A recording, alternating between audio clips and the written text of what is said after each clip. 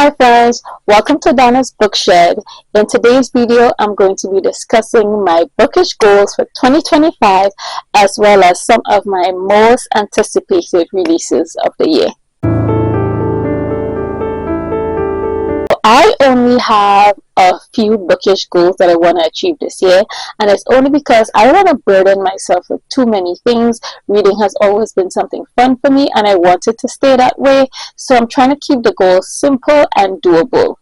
So my first goal is that I want to read 50 books off my physical TBR. So I have a lot of books on my physical shelf, and I really want to get into them this year and cut down the numbers. Like I overdid it with the amount of new books I purchased last year. So this year I want to read down those books and continue a trend I started last year. 2024 I was able to read, I think, 43 books from my physical shelf, and that is being 43 books that I owned prior to even opening them, trying the story or anything. So this year I want at least 50 books that I already own on the shelf to read them. That's my goal. Hopefully I'll go over that number. Right now I'm trying to keep it like at least 3 to 5 books off my shelf. Just grab them off my shelf every month and get through at least 3 to 5 to help me hit that goal. Hopefully I do more than that, but I know if I start grabbing more off my shelf, then I'll start reading less of it, and I'll get like so excited about new books and other books I see other people post that I don't own, and I'll want to read those. So if I just go with like little pieces, little chunks, then I'll actually get through it. My second bookish goal for 2025 is I want to read at least 20 books off my Kindle TBR. I have so many books on my Kindle. It is not even funny. Like for Bray last year, that's the Black Readers Appreciation event. I got so many books. Then I'm in other Discord groups that, you know, they always, other members, they put out when others do like, hey, free books or maybe discounted books, sale on their books like for their birthdays and stuff. So I have a bunch of books like that, and then I have a bunch of other books that I bought because I just got, either they were only available in Kindle format, or maybe just I thought the Kindle prices was worth it for the page counts. I just got a Kindle version. So I really want to get at least 20 books down. Like I read on my Kindle, but a lot of it is books that I get from like NetGalley or the library on my Libby sent to Kindle. But I really want to get down at least 20 books that I own on my Kindle, preferably the ones I paid for. My next bookish goal is to achieve at least the 80% rating and maintain that 80% on my NetGalley. I am so ridiculous on NetGalley. Like I have a decent percentage. I think I'm probably like 76 or 77, but I have so many unread books. It is not even funny. I think I probably have like 19 or 20 books that I need to read, and I keep telling myself, no, you need to get down to only 5 unread books before you can request more. But then something else comes up and I'm like, oh, I want that, and I request it. I'm like, god damn it. So my goal for 2025 is to get to 80% and keep it at 80% for whenever I get there. But I need to do that this year. Other goal I have is to update my reading journal on a weekly basis. And oh, let me show you guys. Hold on. So I decided I wanted to do a physical reading journal this year, and that's because I started doing a book journal last year. NetGalley had one that they gave out, so I was using it on an app. But then I realized after I got to the first few pages, it became a little cumbersome for me to navigate it on my tablet. So, you know, I was like, you know what, maybe let me just go old-fashioned way and just get one here where I could just flip the pages and do what I want. And then I started looking online trying to find a book journal, but I couldn't find one that was giving me all the things that I wanted. And some of them look really pretty on the outside, but they don't show you like the inside of the journal, so I can't see if it have all the things I wanted. And I was like, you know what, why don't I make my own? So I just printed out the one I got from NetGalley and I put it in a folder. I made my own end pages. I don't know if you could see. And I just kind of, hold on, let me see if I can show you. And then I just kind of made my own dividers. And let me see. Yeah, so in between, and this is how I'm tracking my journal. So far so good. I have put in, I think, the first 3 or 4 books that I've read so far for this year.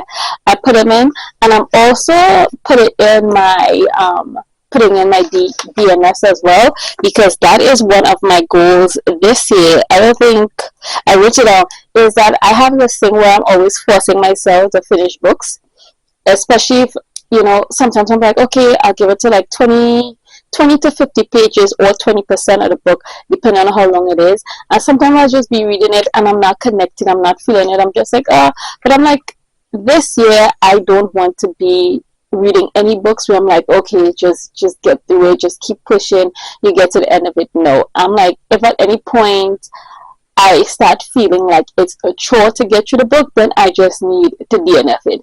And that's what I'm doing. And also not just DNF, but record that I DNF, because I have this habit, if I start reading and I get through some books, I can tell right away. Those ones were easy for me to DNF. Like if I got to the first like 10-15 pages, I'm like, oh, this is not for me, I would DNF it, but I would just like act like the book doesn't exist. I'm like, no, just record that you DNF so you don't try back this book again. And it's okay to put that you DNF the book, you don't have to feel bad about it. So that's another bookish goal I have. The other goal I have is to read at least 12 nonfiction books this year.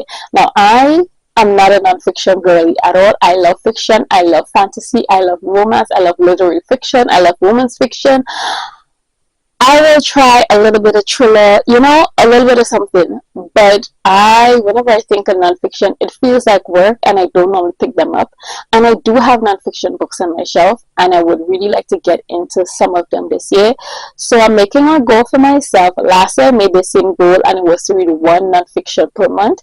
And I did good a few months, but I didn't stick to it every month. So this year, I'm not going to put it that I have to read 1 every month. I just want to know at the end of the month that I read 12. So whenever it happens, it happens. And to help me, I pulled a couple of them off my shelf already. I pulled off Freedom is a Constant Struggle and White Tears, Brown Scars. I pulled those off my shelf. Hopefully I get to them this month. But yeah, that's my goal, is to read at least 12 nonfiction books in the year 2025. Wish me luck, because I'm going to need it. I'm going to need it. I never fall asleep as fast as when I open a nonfiction book to read. All of a sudden, I'm tired, I'm drained, my eyes close by themselves, and it's done. So we will hope for me. We will hope.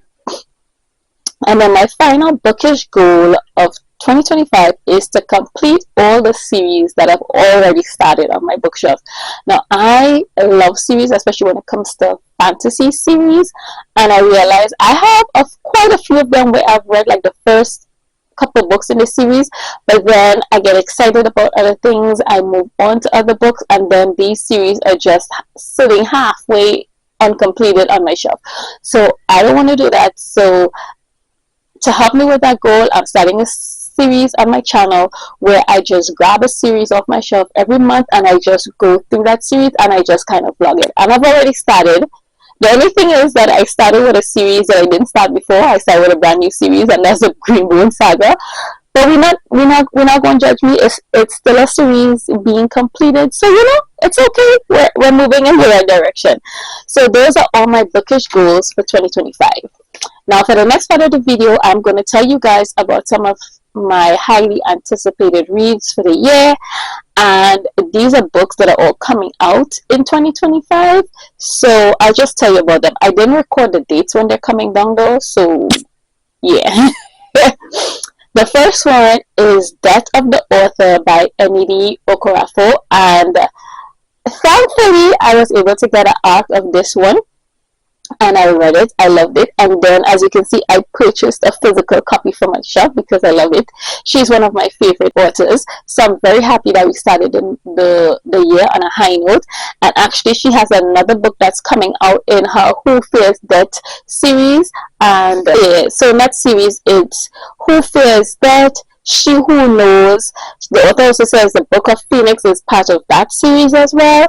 And now this year, I've read those other ones. I've read the other books in the Who Fears Death series, all except the Book of Phoenix, and I'm probably going to read that this week because One Way Witch is coming out. I think it's in March or May, but that is also the book 2, which is also like, it's like she gave us Who Fears It, but then she gave us the prequels, which is the mom story. So One Way Witch is the second half to the mother story. So if you go by timeline, it'll be the Phoenix, then She Who Knows, Who Fears Death, and One Way Witch. So I just got approved for One Way Witch, so I will be reading that this year as well, and it's also by Emily Okorafor. So if you haven't read that series yet and you like sci-fi books with Afrofuturism type, absolutely get into it. Give it a shot. Next book on my list is The Muse by Farah Roshan, and I believe these are talking about Disney characters that we don't normally hear about. So I love the cover, it seems interesting, and I like her writing, so I'm definitely wanting to get into it and see how I like it. The next one is Audrey and Bash Are Just Friends by Tia Williams, and this is more of a YA romance, so I love Tia Williams writing. I've read 2 of her books. I own 3. I haven't read the 3rd one yet. So I think I'm going to love this one as well. Let me make sure if it's YA. I think it's YA. Yep, it is. It's definitely a YA and it's set in September High School. The next one on my list is Grave Empire by Richard Swan, and I am looking forward to this book because last year I read 3 books by him. I read The Justice of Kings, The Tyranny of Faith, and The Trials of Empire, which were all in that series by Richard Swan. And now this year he's bringing out The Grave Empire, which is basically flash forward to the future now that the empire has gone. Let's see what's going to happen in this world. So I'm excited because that series was really, that Empire of the Wolf series was really interesting and unique to me. So I want to see what he's going to do in the Grave Empire, seeing that it's not really a part of the series, but like a flash forward of it. So it's not going to be the same characters. So I definitely want to see how that world has changed and what's going to be happening. The next book I have is Bones at the Crossroad by Ladarian Williams. I really enjoyed Blood at the Roots last year, and this is the continuation of it. So I really want to see what's going to happen with his main characters, how are things going to change at that HBCU school and the magical system. Is he going to find back his mom? What's going to happen with his little brother, love interest, all of that good stuff. And the cover eats, so I definitely want to see what's going to happen in that world. That's probably going to be a pre-order for me, to be honest. The next one is War Widow by Deborah Foley, which is a book I have been waiting on for years. You can't see, but Blood Cyan, which is the first one in that book, has been on my shelf for years. When I first read this book, I absolutely loved it. It lived in my mind from then to now, and I have been patiently waiting to get the book 2. And it's supposed to come out in September, and I'm really hoping, because it was supposed to come out last year and it didn't come out, so I'm really hoping this year that it really does come out and I can get it. I am snatching it up as soon as it comes. As soon as it's out, I'm getting it. The next book I have is The Lord of Demons by Ever Winter.